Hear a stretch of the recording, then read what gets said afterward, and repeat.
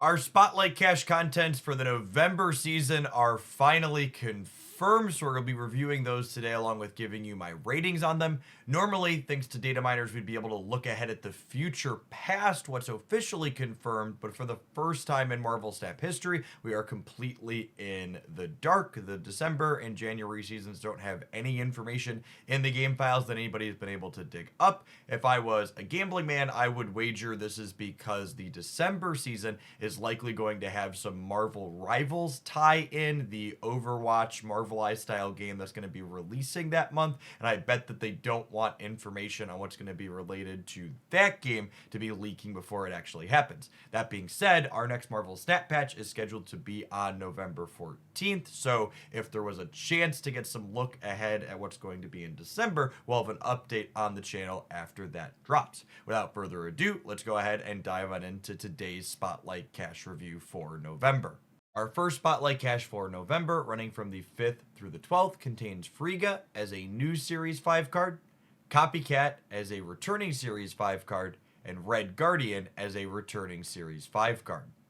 I'm going to give the Spotlight Cash Week a perfect rating of 5 out of 5 stars. I think Red Guardian is a phenomenal addition to anyone's Marvel Snap collection. It is a tech card that absolutely shines in particular formats. It tags things like Iron Man and Wong and Bishops and Angelas and Athenas, shutting them off in a way that other cards either can't or are less flexible in how they do it. Copycat is an incredibly playable 3 energy card that can absolutely blow people out when they are not expecting it. She's a card that can be flexible and go into almost any deck, but at the same time, she's also pretty replaceable if you're missing her. But I think in general, she's a card you're going to be happy to have in your Marvel Snap collection that you'll play quite frequently. Finally, while I won't speculate on the power level of our new card release in Frigga, should she end up being a metagame staple, she's definitely what I would describe as an archetype defining card, meaning she is unique in what she does in the game and she won't be replaceable in the decks that want to play her. Our second November cache, running from the 12th through the 19th, contains Malekith as a new Series 5 card, Athena as a returning Series 5 card, and Valentina as a returning Series 5 card. Overall, I'm going to give this Spotlight Cash a middle of the road 3 out of 5 stars, with the bulk of that rating being on the back of Athena. Athena's always been a pretty reasonable Marvel Snap card, and in a post-Agent Venom world, she is a centerpiece in what has consistently been one of, if not the best deck in the format. I imagine even if they decide to take something of a nerf bat to Agent Venom, that will likely still remain the case, and she is a unique and powerful effect that was pretty reasonable even before Venom's introduction to the game. Valentina isn't a particularly exciting card. She has seen fringe play inside of things like Sarah Black Knight decks as an additional way to enable Scar somewhat inconsistently, but definitely not a must-have card by any means.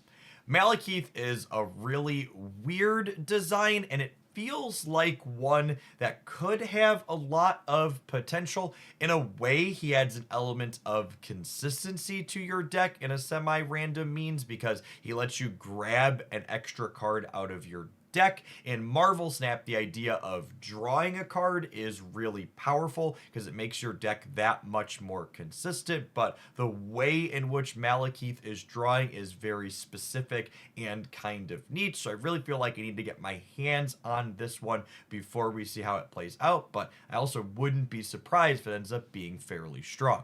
Our third Spotlight week for November, running from the 19th through the 26th, contains Fenris Wolf as a new Series 5 card, Annihilus as a returning Series 5 card, and Werewolf by Night as a returning Series 5 card. This Spotlight Cash week gets a perfect 5 out of 5 star rating from me, and while that might seem a little bit high, hear me out.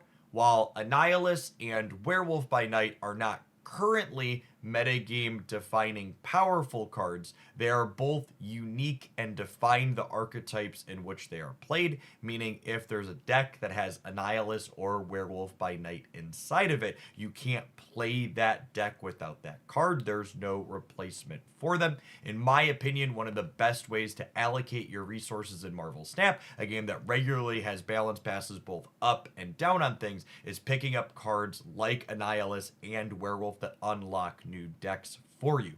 Last but certainly not least in this week, our new card in Fenris Wolf, I think, is almost assuredly going to be a staple in Marvel Snap in some way, shape, or form.